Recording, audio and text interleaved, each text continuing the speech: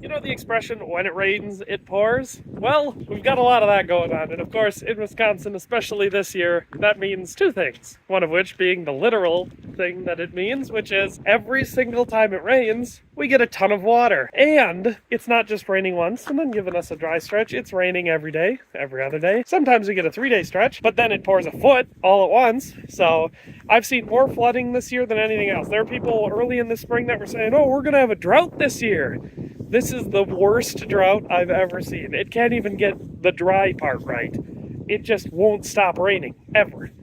Well, my basement yesterday, my basement had 3 inches of water standing across the entire thing. That's never happened before. It just won't stop raining. The groundwater is so high that the water has nowhere to go. I have a little creek running through this tiny section of pasture land I own by my house, which is separate from the farm. And that little creek it stays wet all year, even when it gets dry, but not very wet. Usually a foot or two across, a couple inches deep. We're talking a really small little trickle. It must start, a 40 from my land. It is just a tiny little creek. It was 15 feet wide the other day, 2 days ago. It was 15 feet wide. This level of water is insane and it needs to stop. It's ruining everything. It's flooding people's fields. It's washing out seed that was planted, and it's drowning out everything else. So if you've got a hill, it washes it out. If it's flat, it's drowning it. It's insane. It's driving me nuts. So it means the literal thing, but then of course we have the figurative when it rains it pours, which means when bad things happen, lots of bad things happen, or when bad things happen, they're really bad. Now, I don't want to be overly dramatic on that because in the grand scheme of things, this is minor, it's just annoying. So, this weekend I went and bought myself a trailer. It's basically a heavy-duty car hauler because it's got heavier axles. Typically with the car hauler, you'll see like dual 3,500 pound axles, so 7,000 pounds. These are dual 5,000 pounds, so it's 10,000 pound trailer. But, just a decent car hauler is what I was looking for. We've got ramps on the back that are attached, but of course they can be detached, which I like, so that way I can use it for whatever.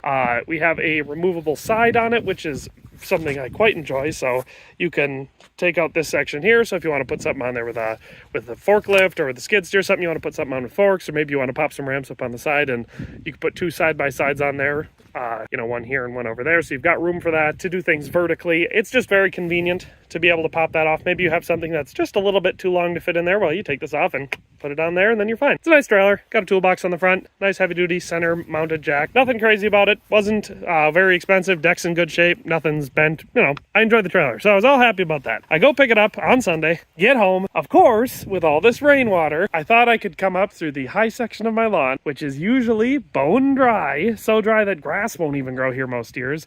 I mean, it kind of grows, but not really because it's dry. This section is the one section of my yard that never gets wet. So I drive up through here. I can tell it's getting wet. So basically my plan was to whip around and pull up towards my driveway over there. So I'd be in a nice high section, wouldn't be in the way of my cars in the driveway, but I could have it right there when I needed it. Well, of course, I get around here, slow down a little bit so as not to tear ruts in the yard, making the corner, and immediately sink in. Spin the tires for about 2 seconds before I'm like, nope, that's not going to work. So I shut the truck off and stop. So, minor annoyance. Didn't think that was going to be a big deal. I figured, give it 2 days. The ground there will be dry enough. I'll be able to turn the truck on and drive right out. Well, somehow, this process popped a hole in my tire. At least I hope it popped a hole in my tire. If it popped it off the bead, I will be absolutely pissed because that'll be way more of a pain in the ass to fix. So now I have a flat tire on the front of the truck. So I'm going to wait. I am still going to wait a day. I'm going to give it a day after today because yesterday it sprinkled a little bit, but not too much water. Today is supposed to be dry. Tomorrow's supposed to be dry. And then I think the next day, Wednesday, is also supposed to be dry. So I figure by tomorrow it should be dry enough. I'm going to disconnect the trailer, just jack it up right there, get my little air compressor out here and see if I can get that tire to even temporarily hold air. If I can get it to temporarily hold air, I'm gonna take her over there, pop it in the driveway, take the tire off, run and plug it or whatever the heck, take it down to the shop, see what I need to do. If I have to get a new tire on it, that'll be a pain in the ass, but who knows? It's a truck tire. I might have one that size sitting on the farm that'll hold air. But all that's going on. But for today, since I can't do any of that today, and this is all going to slow down my lumber buying that I need to do right now and my junk scrapping that I need to do right now, because I need the truck and the trailer for those things. This will slow that down, so I guess for today I'm going to run down to the DMV, and I'm going to transfer the title for this truck. So, as annoying as it may be, that this video is probably not going to have tons of content. I mean, I probably just won't do it today. I'll record the process of getting the truck going and everything, but as of today, all I can do on that front is to run down and do some DMV work, which I absolutely hate doing. But we should get to some real stuff after that. Oh, and of course, all of that is just on top of what I was already doing. So this vehicle, my everyday driver, my Explorer, which hopefully at some point in the future I'll be replacing with a half-ton truck, just because that way I can haul around the stuff that I'm constantly buying and moving around and all that sort of crap without having to go fire up the old diesel farm truck. The annoying thing about all of this and tire problems on the truck and getting stuck in the yard and all that slowing me down is that I already need to do that on this car because the tires in this car don't want to hold air anymore. So I'm going to get new tires put on Wednesday. So all of this on top of that already. So that when I say when it rains it pours, like I said, maybe that's being dramatic, but it is definitely very, very annoying. But for now, we're just going to pop on over to the DMV. And we're here. I tell you, it's just one thing after another. I got down to my local DMV here, went inside, of course. They don't do trailers here. You gotta go to a 5-day week or send it in. No idea why. I don't need license plates. I just want to transfer the title for the trailer. I have no idea why they couldn't do that here. Like, you gave me the form, showed me what to fill out, told me how to mail it in, told me what it's gonna cost, all that stuff, but they can't process it here for whatever reason. Super busy. There was nobody inside. There's 2 employees, because it's just a small town DMV, but no customers. Why on earth can't they do that for me? Why can't I just fill out the stuff, pay them right there? They send it into the big central DMV office, whatever, and they transfer the title. I could transfer the title for a car here, but not a trailer. So that's annoying. Now I gotta take that home and fill it in and use Amish mail to send it. I tell ya, one thing after another. All right, it is officially the next day, and could have predicted this. If I were a betting man, I would have definitely put some money on it, because this morning, between 2 and 3 in the morning, we got another 3 to 5 inches of rain in a heavy thunderstorm. Knocked a bunch of branches down all over the place. Kids are cleaning them up now, and of course, re-soaked the yard. So we had maybe almost 2 days straight of dry, which would have today been enough for me to pretty confidently do all this, get this out of the way. I'm still going to try it, just because I don't want to wait any longer. And maybe even I could have mowed the lawn, but not going to be able to now, because it's once again a lake and swamp, depending on the area you look at. So very typical, but we'll pick it up when we get to it. All right, so here's the plan. I don't want to wait for the rain, because the weather has proved that that's not going to do me any good, because I can't wait for the rain, because it's going to rain every day, or if not, every other day. So like I said, I'm just not going to do it. So right now I've got my air compressor charging. I don't have a big one here. Our big one's on the farm, so this is what I've got. Hopefully it'll work. So the plan is to charge up the air compressor, roll it out here, see if I can get enough air into the tire just to get it fill up so I could drive the truck a very short distance. It's currently sitting in the wet soil. I don't want to try having to fix it there, because that means I'm going to have to put a bunch of boards down and try jacking it up and hope that it doesn't sink in and fall. And I don't want to do that.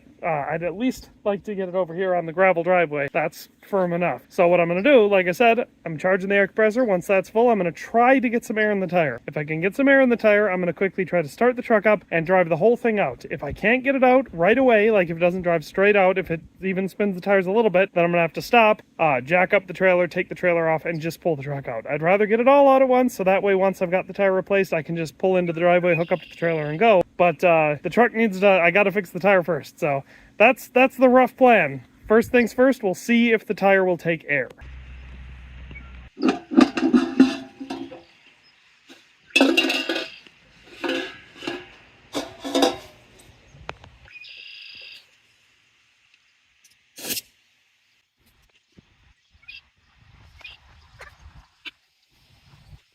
Alright, so the good news is that took air, and in one tank I was able to get enough to get it full enough that I'm fairly confident that I can drive without having a problem. And I don't hear it leaking, so what that probably means is that the leak, whatever it is, a nail or whatever's in the tire, is probably on the bottom, and it's probably just being held in, so that's good. Should give me enough time to start the truck up and try to get it over there. Like I said, what I'm going to attempt to do is just start it up, drive it with the trailer over to the driveway, and stop it just onto the driveway so I'll have space to jack the truck up and fix the tire. If I can't immediately get it to go, then I'll have to stop, jack the trailer up, leave the trailer here, and just move the truck. So I'm just going to get some stuff out of the way, and then we're going to do that.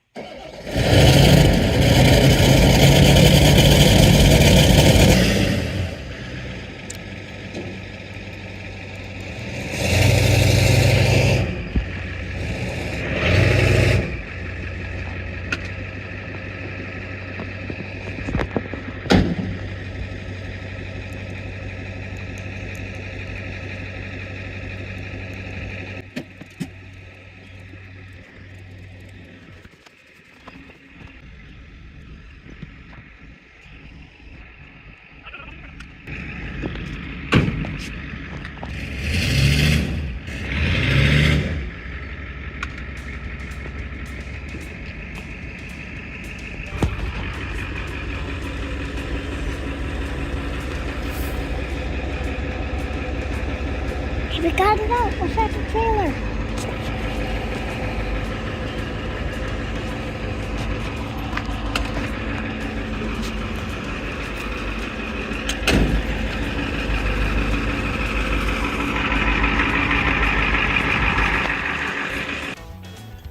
As you can possibly hear, we clearly have a persistent leak.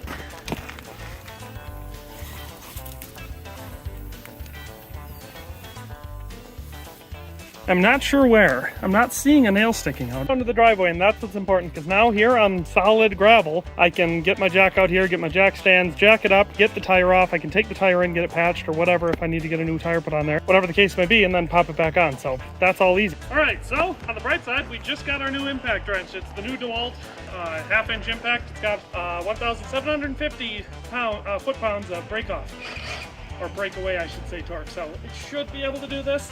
I can see some anti-seize on those, so I think I've already done this tire once in the last couple of years. So we've got our jack in place. We're going to loosen up our legs. I'm sure I don't have to walk through this with most of you, but we're going to loosen up our legs. Once we get them loose, we'll jack it up the rest way. Take them off, we'll put our jack stands in, which should make our whole operation a lot safer and more sturdy, as long as the dog doesn't do anything stupid. And we'll be ready to fix this tire tomorrow. So let's just get the new impact drive.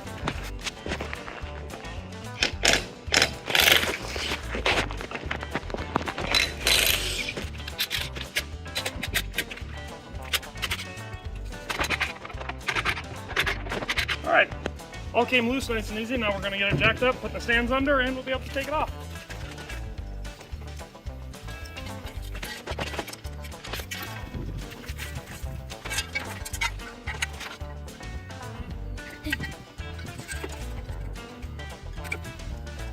Alright, I found our leak. Doesn't appear to be a nail. We just have a crack in the sidewall that split open, right here. You hear that? So, what that means is I'm probably going to need a new tire. So, that's no fun. I started it.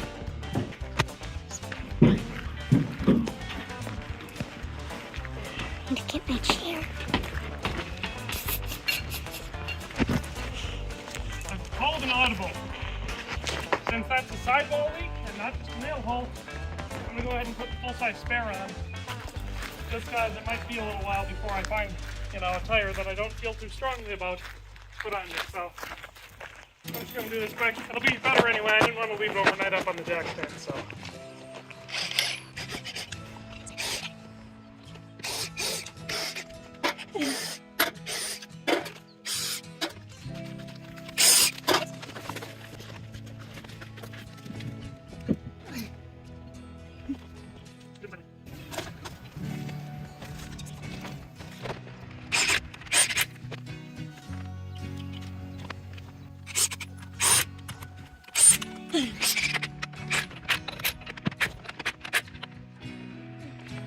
That'll do.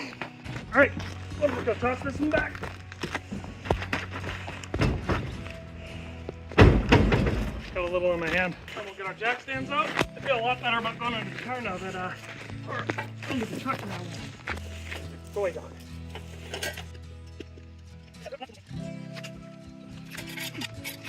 Now we'll just very gently let it down.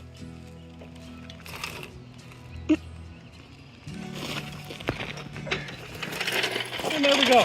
Spare is all put on. All right, finally got that done. So that went about as well as could be expected. So like I said, I don't know if I said it already in the video, but it's not actually a nail. I thought I just picked up a nail or a screw or something like that because it happens all the time. It's actually a sidewall leak, probably because the tire was old and it just cracked. Maybe it didn't have enough air in it. Whatever the case was, I got the spare on. The spare was, of course, almost empty. That had like 27 PSI in it. So once I had that on there, I got the air compressor back out. Pumped that up to about 65. That's all my little air compressor can do on these tires, at least under load. But that should do fine. I'm gonna go check on the bright side. They're 235 85 R16s. Should be fairly common. I might have some of these sitting in the barn. So that's what I'm gonna do tomorrow. Is I'm gonna run and check and see if I've got any light truck tire that'll fit this, and then I'll take it down to the shop and I'll just have them throw that on there. Probably have them put this up to 80, and then I'll probably just run the spare because I think it's obviously a different tread pattern. We'll see how similar the tread pattern is on the junk tire I'm able to find in the barn. If it's more similar, then I'll have them swap it back right away. Otherwise, might as well just run the spare, pump her up to 80 where it's supposed to be.